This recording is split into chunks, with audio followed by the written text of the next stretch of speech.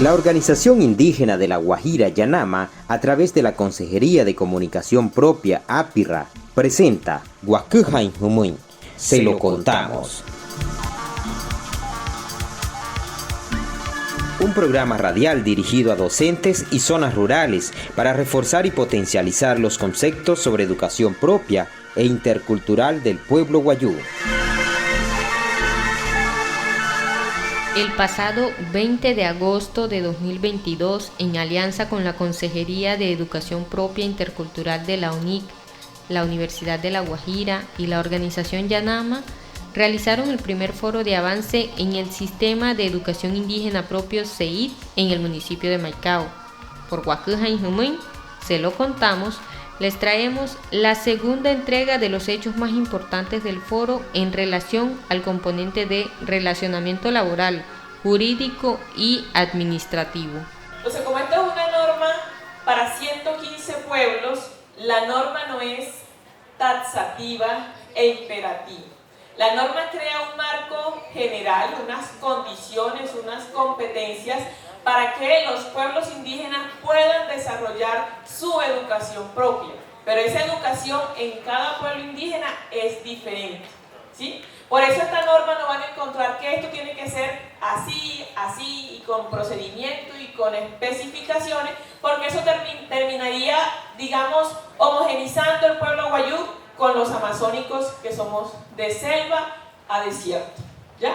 Entonces la norma tiene un contexto general, es un marco con competencias, con derechos, ¿sí? Con condiciones presupuestales para que la educación propia se desarrolle en cada territorio. Ahí va a ser muy importante lo que nos mencionaba, no recuerdo el nombre, los PEP, que hoy se denominan. Nosotros hablamos en la norma de proyectos educativos comunitarios, porque esos son los que realmente van a desarrollar las particularidades de cada pueblo o incluso de cada unidad educativa. ¿Por qué? Porque entre pueblos, ustedes son del pueblo guayú, pero el pueblo guayú de una unidad educativa, si sean de un mismo municipio a otro, puede tener diferencias, ¿ya? Entonces ahí va a ser un elemento fundamental.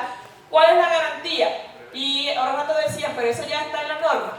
La autonomía de la participación de la comunidad educativa, que eso sí incluye también a las autoridades indígenas, incluye a los estudiantes, incluye a los padres de familia, incluye a todos los que participan de ese proceso educativo en su construcción y en su implementación. Entonces, eso es como primera aclaración de que en esta norma no van a encontrar temas que tienen que hacerse así, porque los pueblos no funcionamos de esa forma y porque imagínense una norma tiene 208 artículos y ya es larga.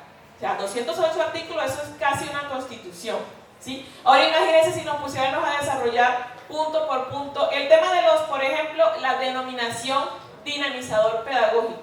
Eso ha sido una discusión grandísima porque cada pueblo quiere dejar su forma, ¿ya?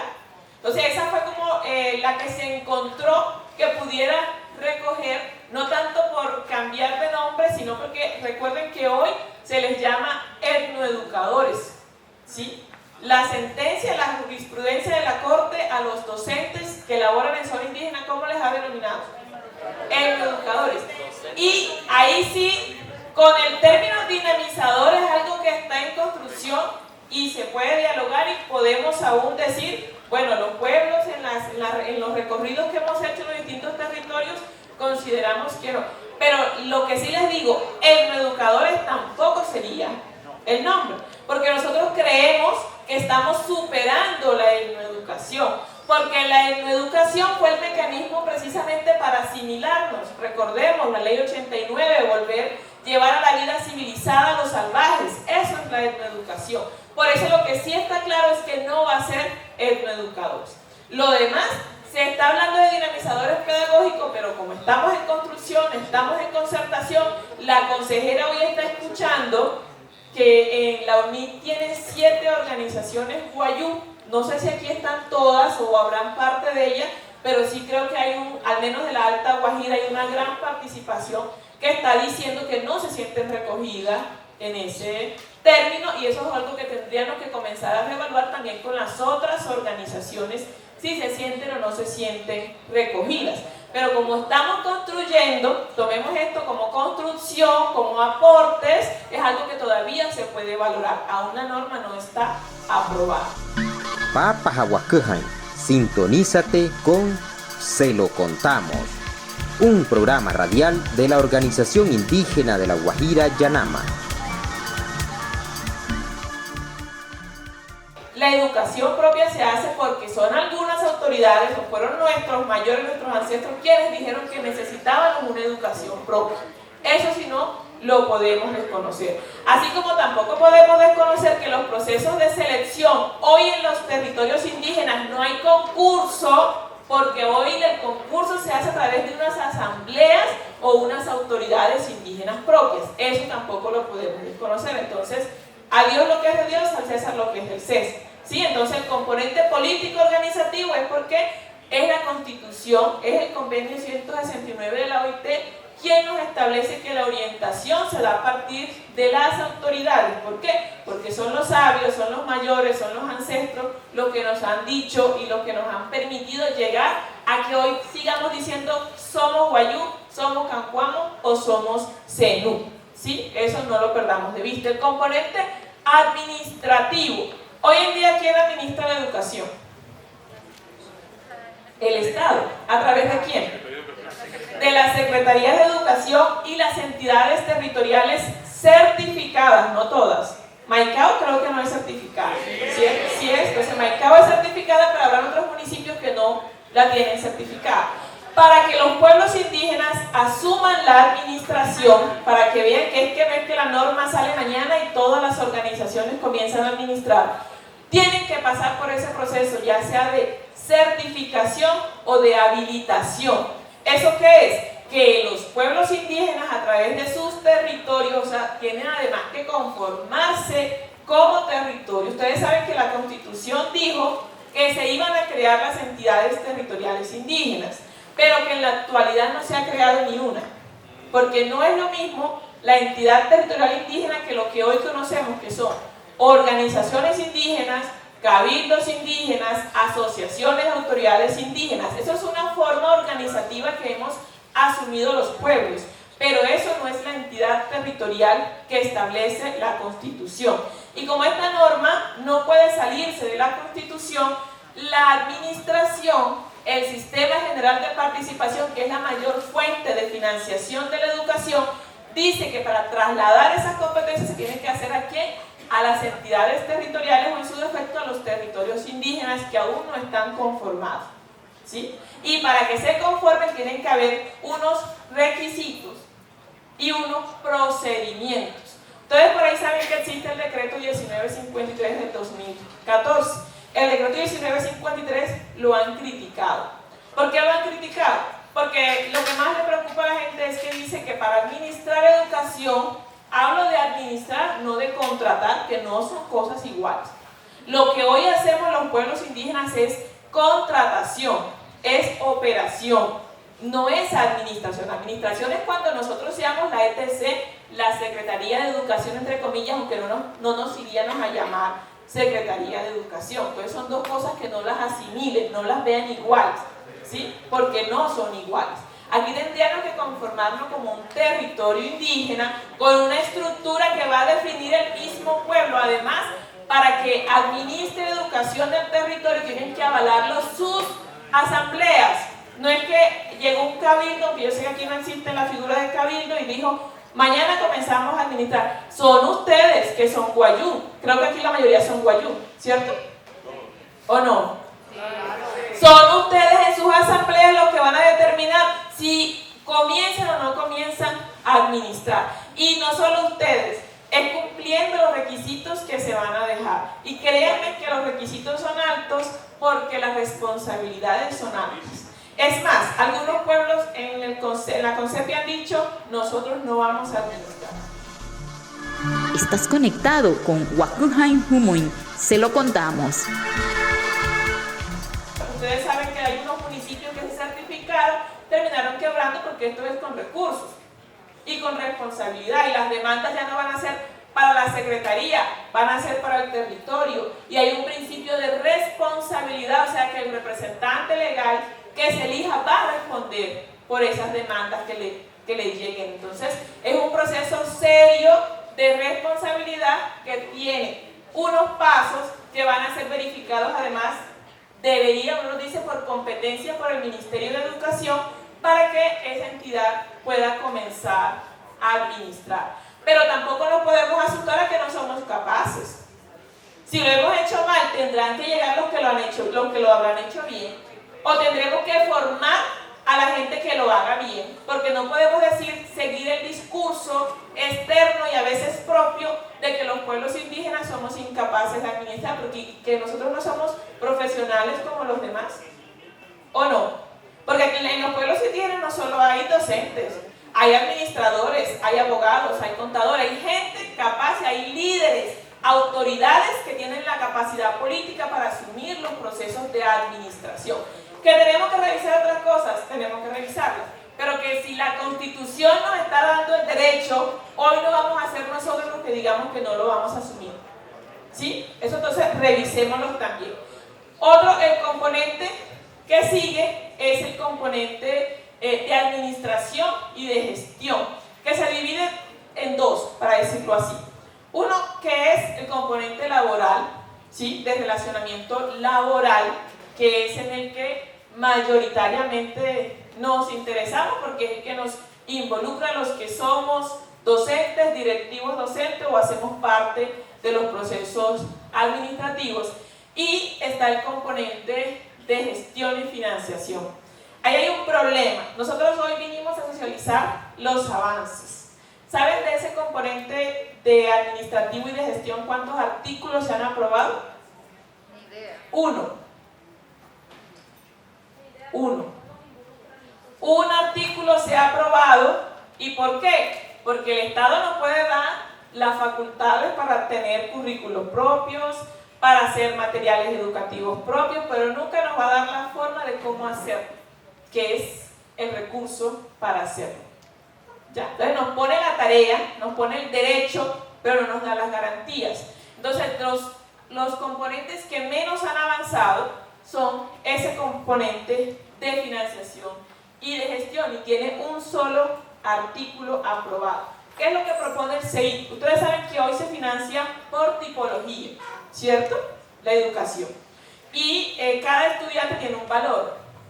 Y eso la Secretaría de Educación debe alcanzarle, sí o sí, para operar. Pero hoy en día ese sistema está generándole dificultades a la GTC. Y tienen que ir a mitad de año a pedir recursos al Ministerio de Educación para complementar las nóminas o para complementar lo que les hace falta, porque la tipología no es suficiente. ¿Qué se plantea en la norma 6? No lo tengo en presentación porque eso hace parte de los artículos no concertados y hoy venimos a hablar de los avances, por eso ustedes solo han visto los 38 artículos que hemos concertado. Que me decía un compañero, pero eso ya lo hacemos, es que ha sido lo más fácil concertar porque eso ya está. Lo difícil está en lo que transforma la forma de hacer educación. Y una de las formas que lo transforma es el sistema financiero. ¿Qué hemos dicho? Que en el sistema educativo indígena propio se va a hablar de costos integrales. O sea, ¿cuánto nos cuesta hacer educación propia? No que ya nos traigan un valor determinado de tipología, sino que hagamos un análisis real de cuánto le cuesta al pueblo guayú hacer educación propia, cuánto cuesta, que, por ejemplo, el PAE. El PAE hoy no tiene una minuta y vale tanto, no sé aquí cuánto vale, como 2.000 y pico debe de costar el almuerzo, que es lo que más o menos cuesta en el CESAR, ¿verdad? ¿Cuánto? 2.500. ¿Qué dice la resolución del PAE indígena? Que nosotros teníamos que hacer unos costos, evaluar cuánto vale hacer ese PAE, y eso es lo que deberían financiar, pero no lo acepta el ministerio ni las entidades territoriales de esa forma. Esa es la misma metodología que se plantea para el CEIT. Evaluar que cada pueblo, obviamente con unas variables, como son el número de dinamizadores o docentes que requiera, la dispersión geográfica que tenga, el número de estudiantes que tenga, serán las variables.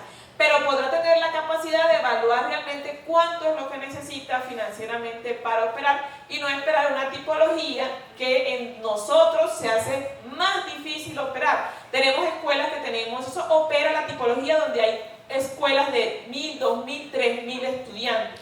Pero en los territorios indígenas hay unidades educativas donde tenemos 30, hasta 8, hasta 14, donde a veces cuesta la alimentación llevar más el carro que los alimentos que llevamos, ¿o me equivoco?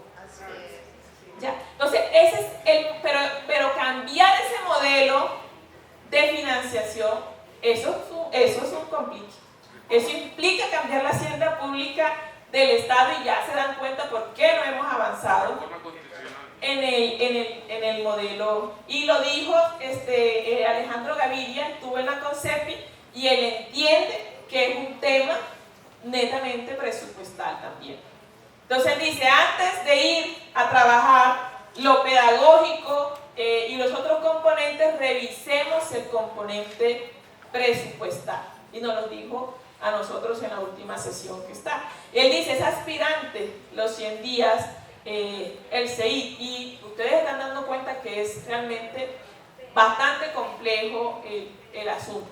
Entonces, eso por ese lado. Lo otro, no miremos el CEID únicamente como lo que hoy conocemos como educación escolarizada, preescolar a 11. Aquí también se está hablando de educación inicial. Entonces, ¿cómo el ICBF se entra a esta concertación para que abordemos también presupuestalmente los programas que ellos administran, pero ya no visto como programas, como operadores, sino como parte de la educación integral de los pueblos indígenas? Igual para el tema de universidades, y esos capítulos no se han abordado en la concertación en el marco de la norma.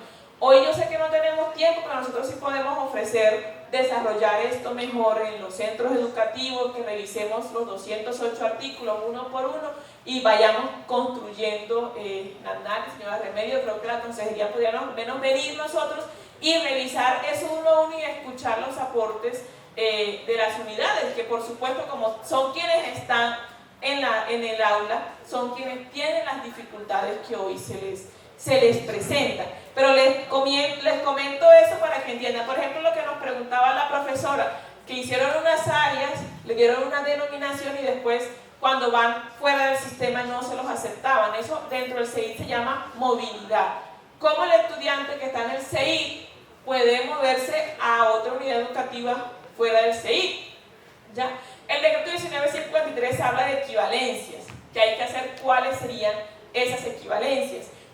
Pero eso en el marco de la construcción de la norma no ha sido concertado. Está la propuesta de cómo sería, pero no ha sido concertado. Entonces tampoco queríamos traer digamos, propuestas en vez de ya esto va a ser de esa forma, pero sí está pensado, y ahí es donde están los cuellos de botella de que no hemos avanzado con el Ministerio de Educación, porque ellos ceden en lo más fácil, en el componente pedagógico ya se viene desarrollando, pero los otros componentes de movilidad, ¿sí?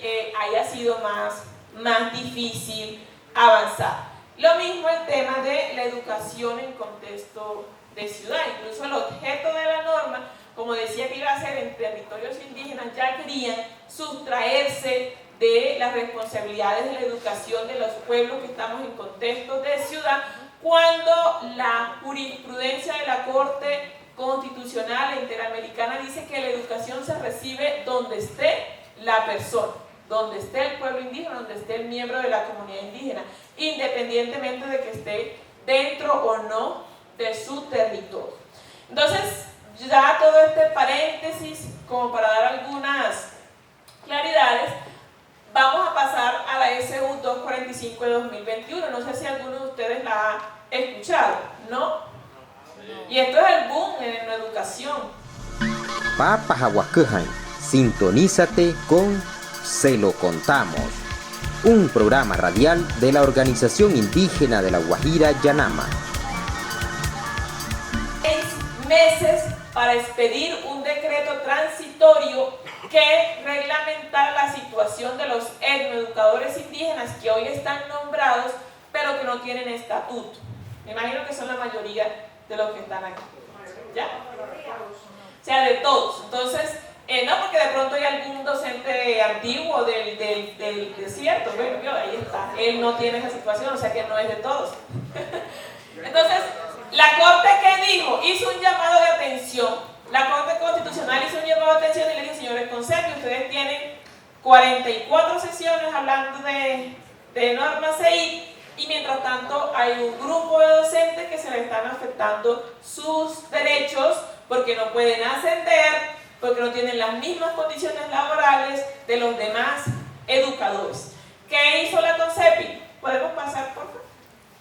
La CONCEPI lo que hizo fue, bueno, entonces tomemos lo que estábamos trabajando de la norma CEIT y expidamos este decreto transitorio que entra a reglamentar esa situación mientras avanza esta consulta previa, que ya ustedes van, cómo van sus avances como a paso de morrocón, y se resuelve esa situación de los docentes.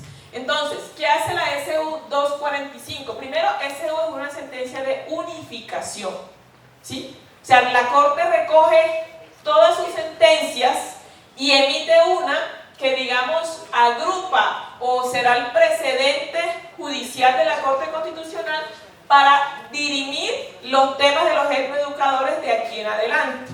Ustedes saben que esto se generó con la sentencia C-207 del 2008. ¿Saben cuál es esa?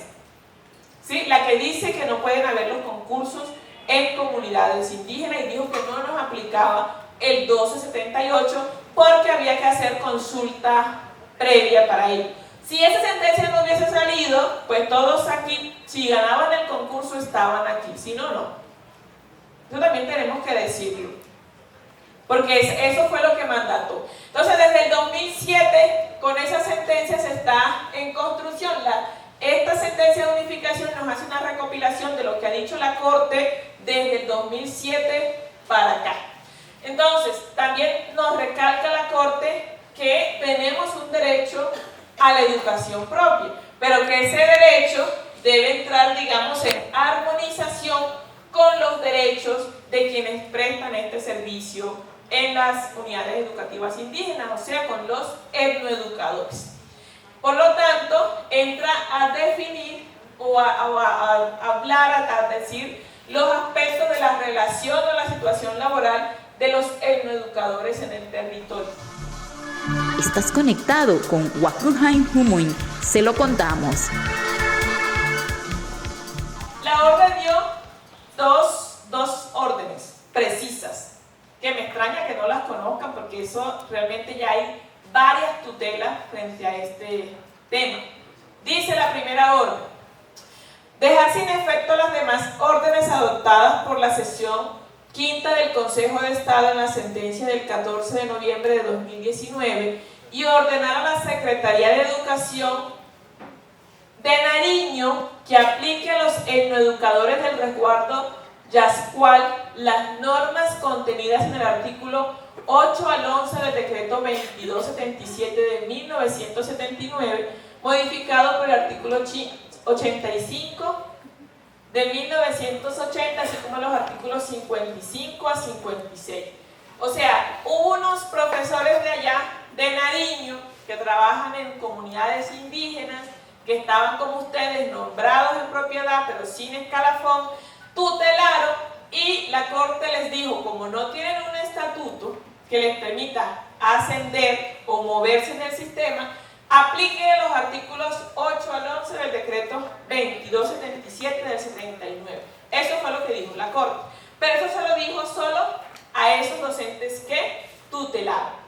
Pero también dijo la Corte que esta es una sentencia con efectos intercommunities, o sea, que quienes estén en la misma situación pueden tutelar el derecho, si no lo tutelan no se lo van a dar, y podrían aplicarles este criterio. Pero, todo tiene un pero, los análisis, y ahí sí que han hecho otros, no lo he hecho yo, consideran que frente a los otros decretos salariales que hoy se han expedido, ustedes saben que anualmente sale un decreto, si nos aplican esos decretos a los etnoeducadores quedarían en desventajas presupuestales.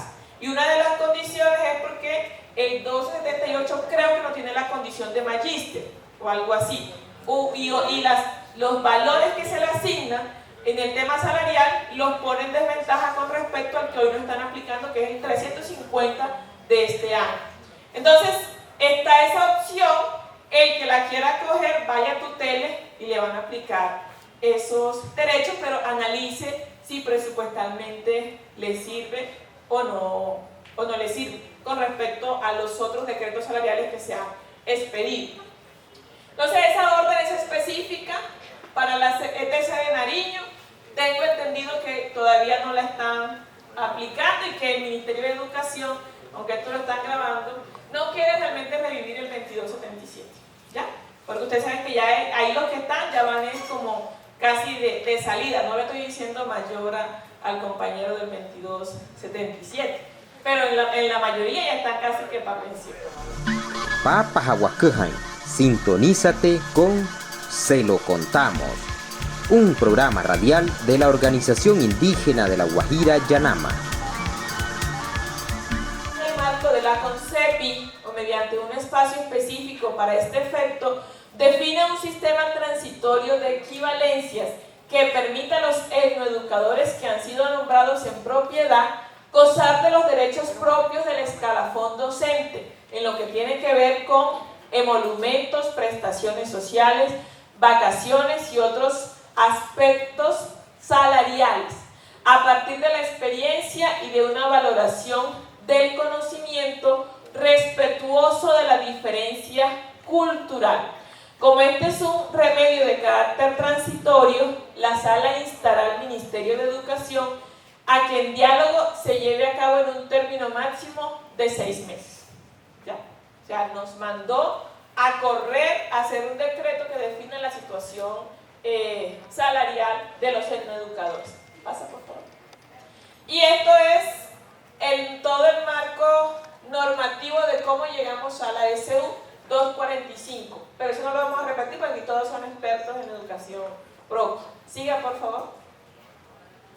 Listo, entonces llegamos a lo que hoy tenemos. Hoy tenemos un decreto, una propuesta de decreto que tiene 31 artículos de los 28, porque suprimimos algunos, de los cuales ya tenemos 15 artículos concertados, ¿sí? Con el Ministerio de Educación, y tenemos una propuesta de norma que es la que se le va a presentar al nuevo ministro de Educación y al nuevo gobierno, al señor presidente, en la próxima sesión con CEPI, para ver si al menos este decreto sale en los primeros 100 días, como ellos los han denominado, de gobierno.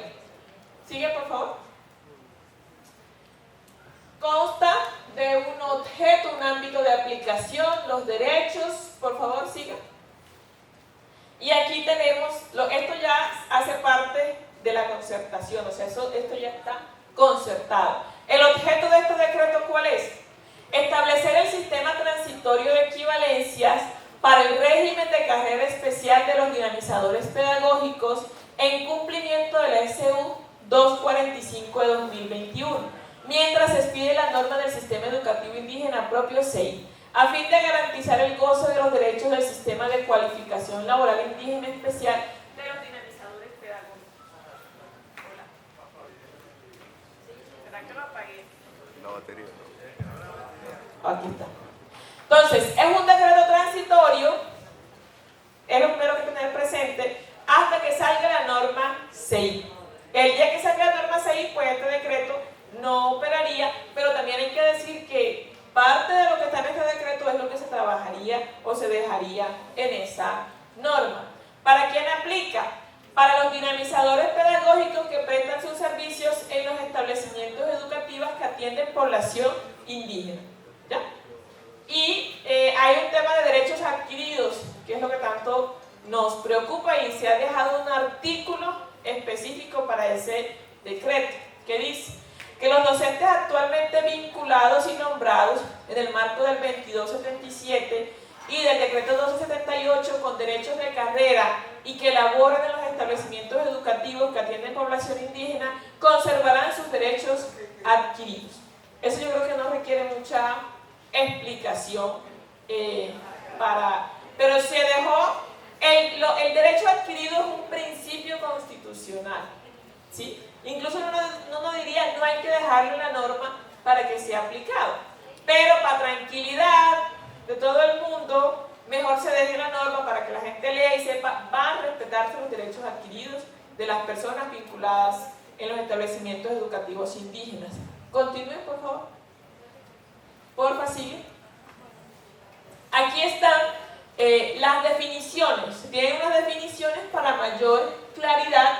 Entonces se habla de la educación indígena propia, se trae el mismo concepto de educación que está en la norma CEIT, se trajo a esta propuesta, que dice que es la política educativa de los pueblos indígenas, que se teje como proceso integral comunitario de y con los pueblos indígenas, para la resistencia y pervivencia milenaria mediante el rescate, revitalización y fortalecimiento de la identidad cultural, la territorialidad, la autonomía, las lenguas nativas, los saberes, conocimientos y las prácticas propias. También se habla de cualificación laboral indígena especial. O sea, esto sería el estatuto docente, para decirlo en estos términos, o el escalafón docente como hoy se conoce. Aquí se llamaría cualificación laboral indígena especial. Dice que es el sistema a través del cual se valora la formación académica y cultural comunitaria para el desarrollo de las capacidades y habilidades que tienen y adquieren los dinamizadores pedagógicos en el transcurso de su vida laboral, que los capacita y habilita para el buen desempeño de sus labores, cuyos resultados les permite ascender y garantizar sus derechos laborales dentro del sistema transitorio de equivalencias. Dentro de ese sistema de cualificación laboral indígena existe, porque ya vieron la orden de la Corte. La misma Corte dice que tenemos que valorar lo cultural. O sea, ahí está lo académico que no se va a desconocer, no nos vamos a inventar nuevos títulos, ahora van a ver que se mantiene el sistema de bachilleres, de normalistas, de profesionales, eso se mantiene, pero también nos dijo, oiga, valoren los aspectos culturales. O sea, la Corte, nos estamos ciñéndonos a lo que nos está mandando la Corte Constitucional. Entonces, cualificación cultural, comunitaria y pedagógica. Es el proceso mediante el cual los pueblos indígenas, a través de sus autoridades y estructuras de gobierno, valoran y certifican el desarrollo y pertinencia de las vivencias y cosechas de los dinamizadores pedagógicos, los cuales hacen parte del proyecto educativo comunitario PEC, o como lo denomine cada pueblo indígena. Y hace unas definiciones de los dinamizadores, y entre esos dinamizadores nos dice que van a haber 3 categorías. ¿A qué se les parecen esas? ¿Sí las alcanzan a ver? Sí. Bueno, ahí, ¿cuáles son las categorías? Dinamizadores pedagógicos directivos, dinamizadores pedagógicos de espacios educativos propios y dinamizadores pedagógicos orientadores. ¿A qué se les parece eso? A lo que hoy existe, que son los docentes directivos, los docentes, digamos, en aula, y los docentes orientadores, porque ustedes saben que todos son docentes, ¿cierto? Con funciones de directivo, con funciones de psicoorientador, pero todos al final son docentes. Estas serían las 3 categorías, que eso responde a la pregunta que decían, ahí no aparece rector, pero el rector es el dinamizador directivo, porque ¿quién va a responsabilizarse de la institución? No van a ser ya las autoridades indígenas, tienen mucha cosa. O sea, ¿qué más va? El director es el administrador prácticamente de esa sede. No puede desaparecer porque ¿quién va a responder por esa sede? Pero tal vez con otro rol, ¿sí?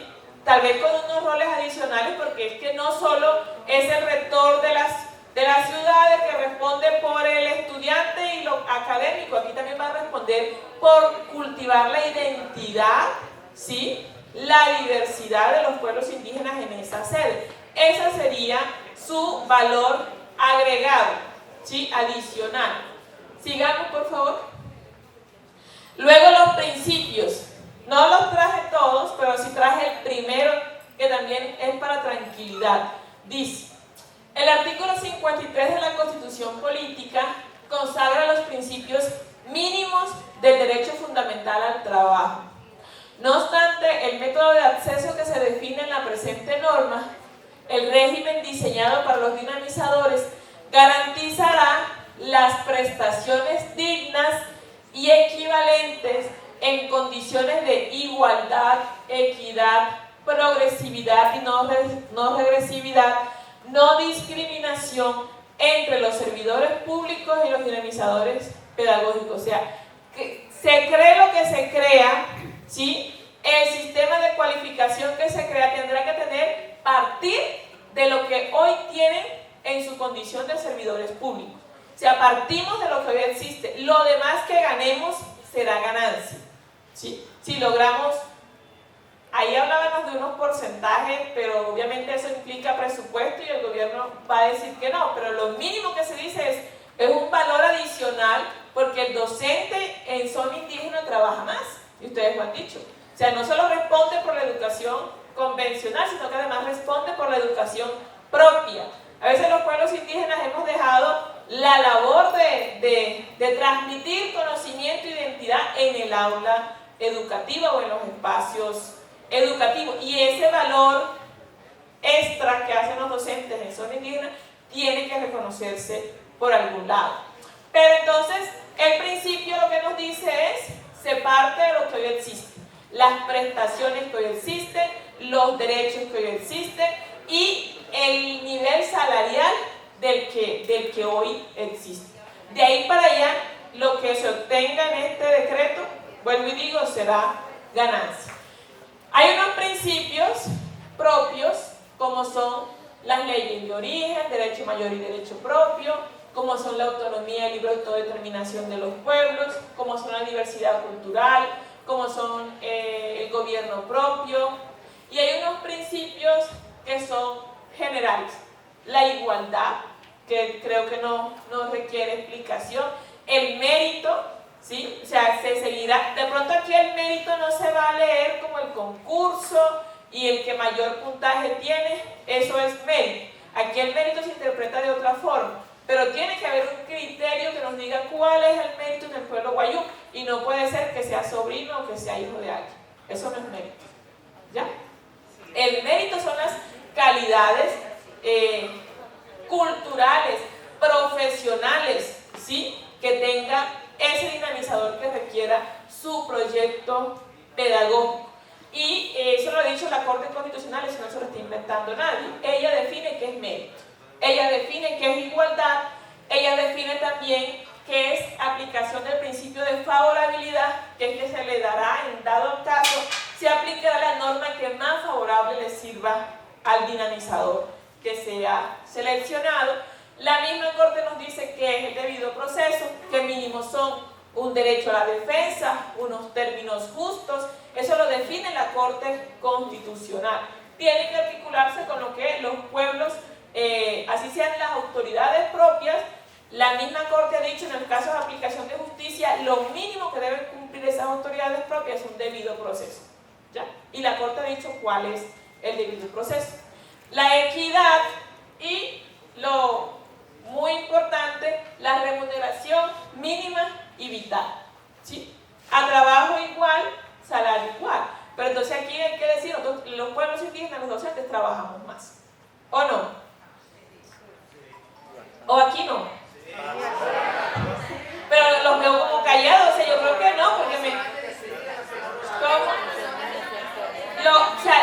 lo que hoy es, este principio lo que nos lleva a lo que hoy se tiene, el tema de difícil acceso, el tema de las primas, el tema de las prestaciones, ya de ahí partimos de lo que existe, ¿ya?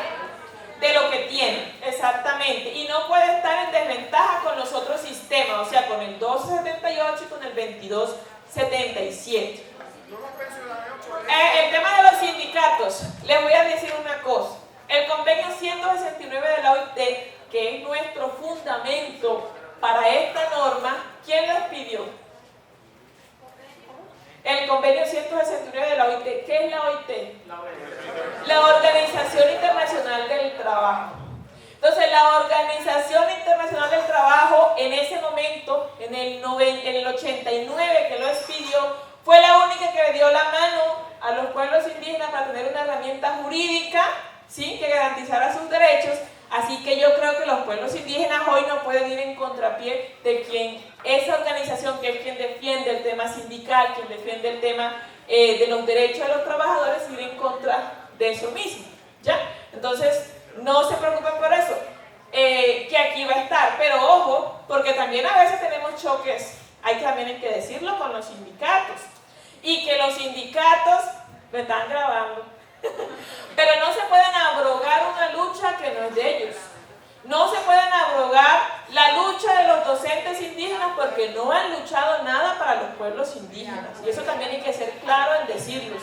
Y el decreto salarial que actualiza sus salarios anualmente salió de la CONCEPI. Eso no fue el sindicato, para que lo tengan claro. Entonces también, vuelvo y digo, seamos justos con las apreciaciones. Está bien, ellos tienen una lucha, han ganado los derechos de todos los docentes, no únicamente de los docentes indígenas, su tema salarial, su prestación ha sido una lucha. Nosotros somos los pueblos indígenas, creo que con los sindicatos hemos trabajado juntos en nuestras luchas, pero otra vez digo, a Dios lo que es de Dios, a César lo que es del César.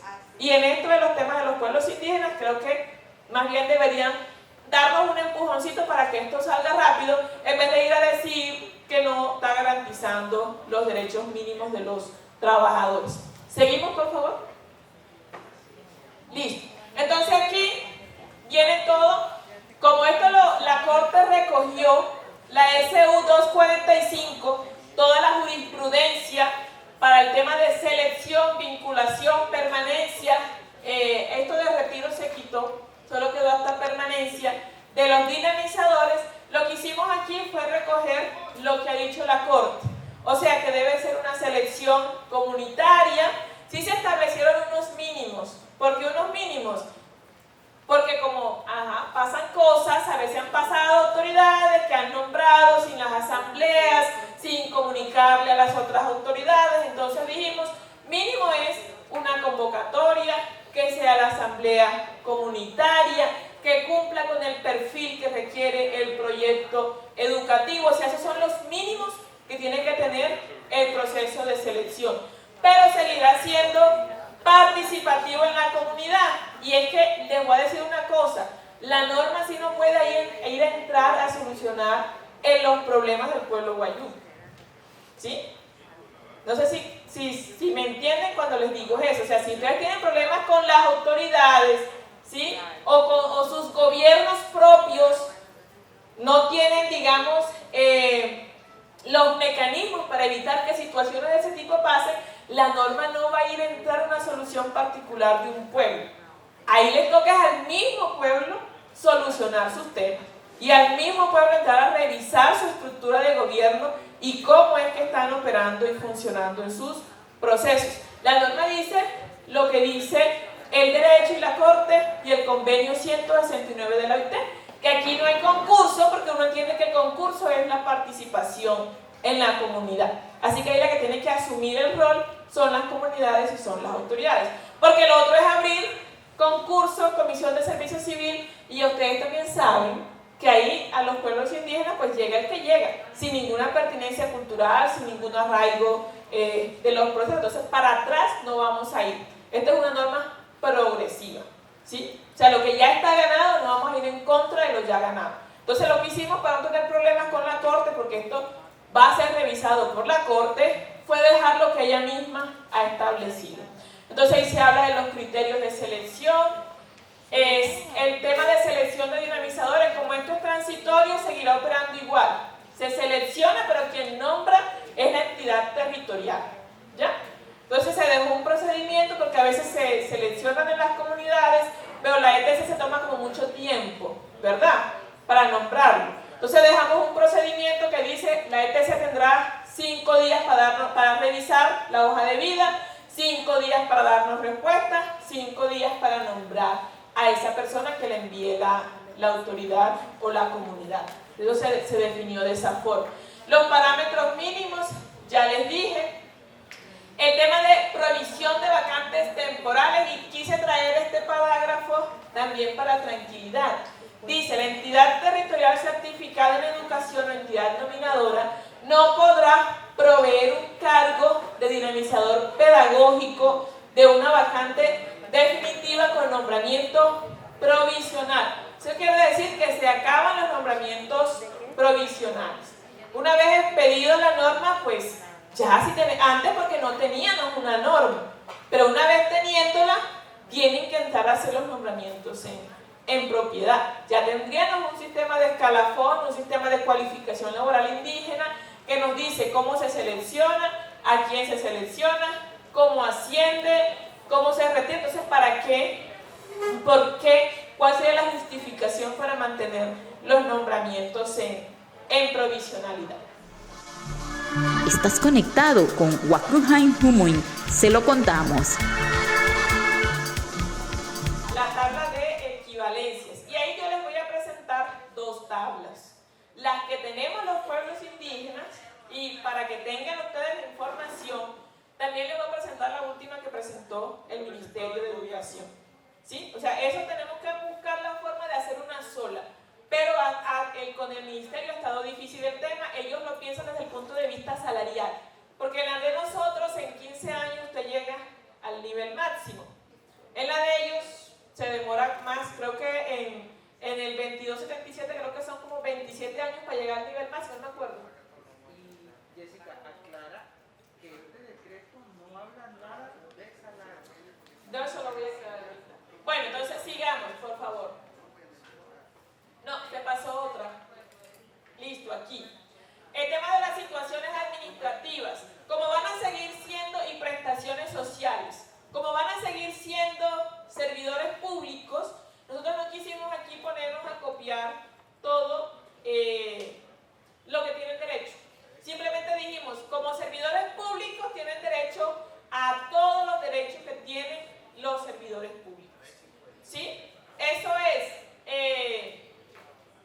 ejemplo, si los permisos, las incapacidades, las licencias, si lo que decíamos en la concepto, si no vamos a inventar una licencia nueva, ¿para qué nos vamos a poner a cambiarla aquí? O a traerle, solo que le fuéramos a dar la licencia de paternidad un mes más, porque creemos que en los pueblos indígenas las mujeres necesitarían un mes más para estar con sus hijos. Pero eso implicaba, imagínense, meternos a transformar todo ese tema de licencias, el tema de quién las paga, quién las reconoce, y quisimos hacer como en transitorio lo más ágil.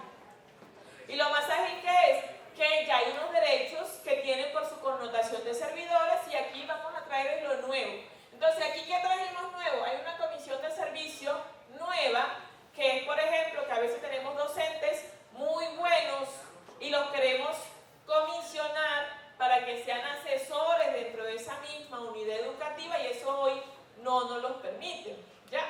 Le tocaba o renunciar o buscar otro mecanismo o poner otra persona, pero no. Entonces aquí hay una comisión de servicio dirigida a que paga además, una comisión de servicio remunerada, para que esas personas desarrollen los procesos pedagógicos, o sea, los materiales educativos, los procesos de lengua. Si todos no hablan lengua, pero tenemos a alguien que nos puede apoyar a los otros docentes para el proceso de lengua. O sea, eso se está buscando con una comisión de servicio que está aquí, dirigida a que tengan la posibilidad los mismos dinamizadores de contribuir al desarrollo de los procesos pedagógicos propios.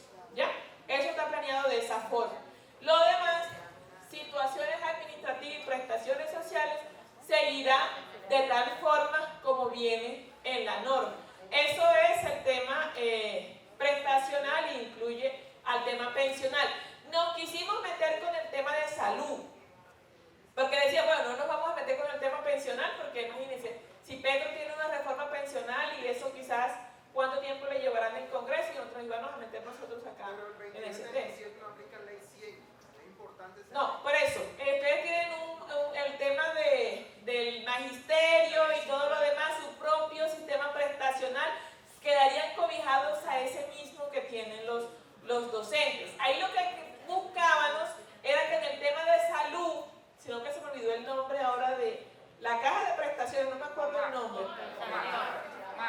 Sí, que por ejemplo cada una de estas pudiera, como la ley 100 opera así, subcontratar con las empresas propias. ¿Para qué? Porque esas empresas que ustedes les prestan servicios de salud, no sé si aquí en La Guajira, pero pasa que en algunos territorios no llega a los territorios indígenas. Entonces, en Valledupar, que es mi experiencia, la preventiva atiende en Valledupar, ¿verdad? No atiende en las zonas los territorios indígenas. Lo mínimo que queríamos era que al menos el tema pudiera pasar, pero después la CONCEPI se dijo, entre más le carguemos a esto, o sea, menos avanzamos, más discusiones, y hay una prioridad en estos momentos que era su escalafón, que eran al menos las condiciones de ascenso, que nosotros le llamamos movilidad. Y nos llamaron la atención de que nos fuéramos también a lo que la Corte nos dijo, ¿sí? Que no nos extralimitaran, no quisiéramos abarcar tantas cosas que después nos generara dificultades. ¿Por qué? Porque es un decreto, por el tema de integridad normativa, nos estamos metiendo con otras cosas que hacen parte de otro tipo de normas, o sea, todos esos temas se analizaron y dijimos, mejor dejémoslo hasta allí en esto. En el CEID sí se aborda el tema más profundamente, ¿ya?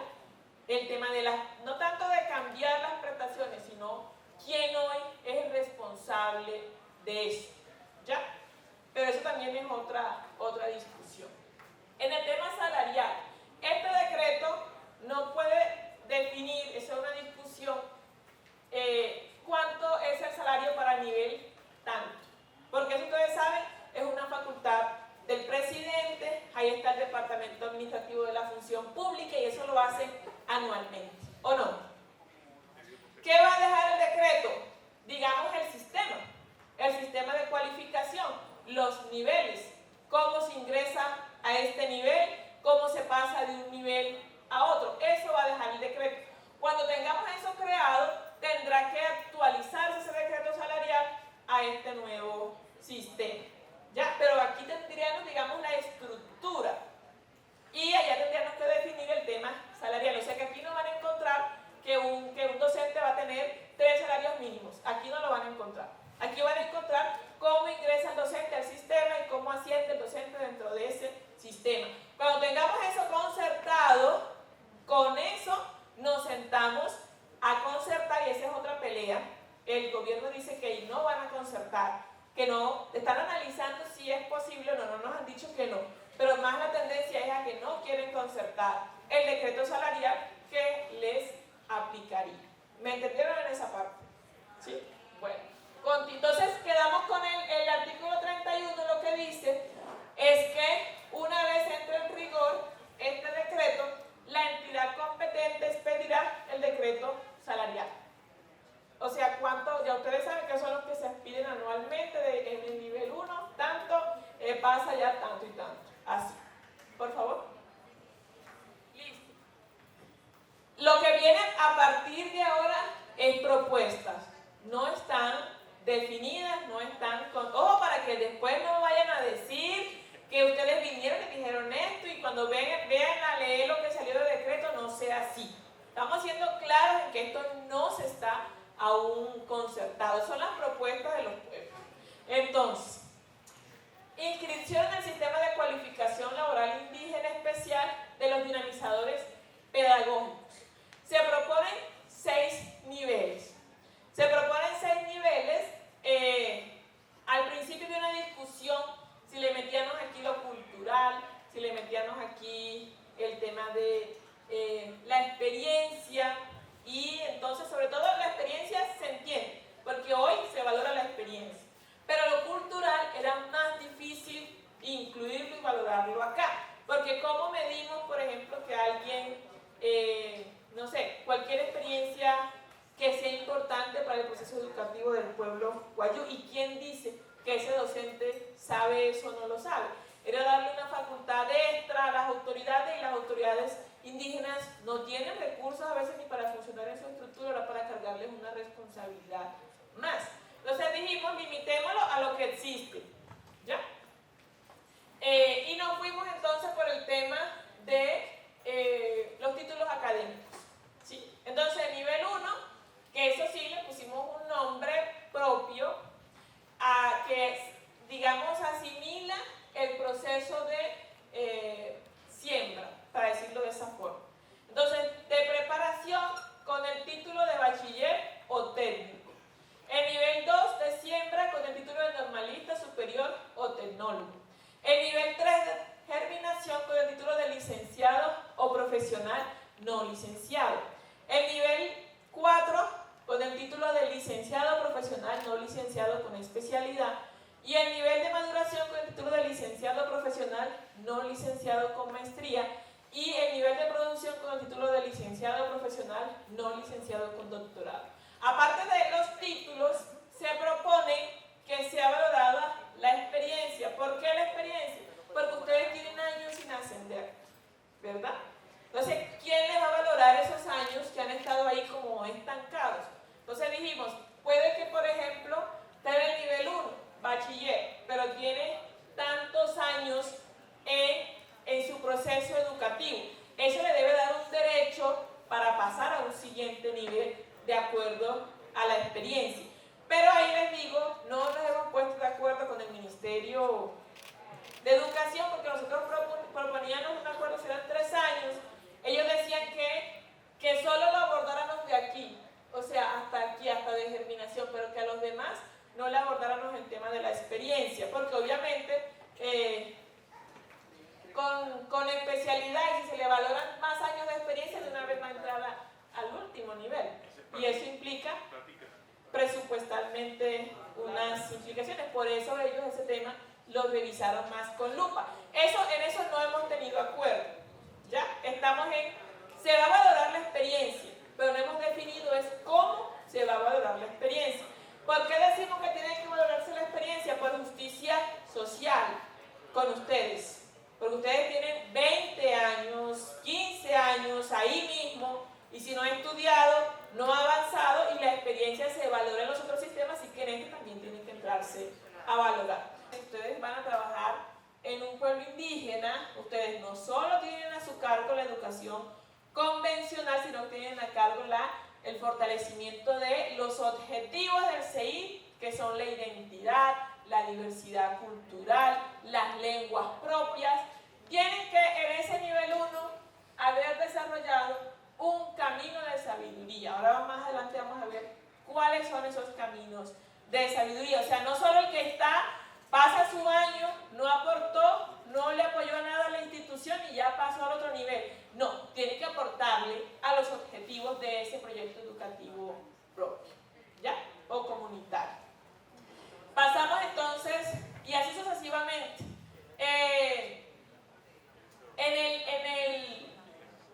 En el siguiente, que es el nivel 3, un título de licenciado o 2 años en el nivel de normalista o tecnólogo. Y así sucesivamente.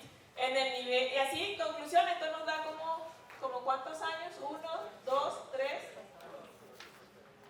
Creo que son 13. 13. Así que si en 13 años en permanencia, eso fue lo que no le gustó al MEC, ya nosotros estábamos en el nivel superior. Ahora van a ver la propuesta que plantea el Ministerio de Educación. Listo, aquí tienen. Nos conservan los niveles, ellos conservan los mismos niveles que nosotros planteamos, con los mismos temas, la misma cualificación académica, pero ellos hacen subniveles y hacen 13 subniveles. Eso con el fin de lo que les estoy diciendo, de que demore más uno de pasar de un nivel a otro, y eso es un efecto presupuestal. Entonces, en el nivel 1 plantea 2 subniveles, que es el 1 y el 2. El nivel 1, con el subnivel 1, el que llegó siendo bachiller, y ahí está. Pero en el nivel 2 plantea, para pasar en el mismo nivel 1 al segundo subnivel, 2 años en ese nivel. Y así sucesivamente en cada uno.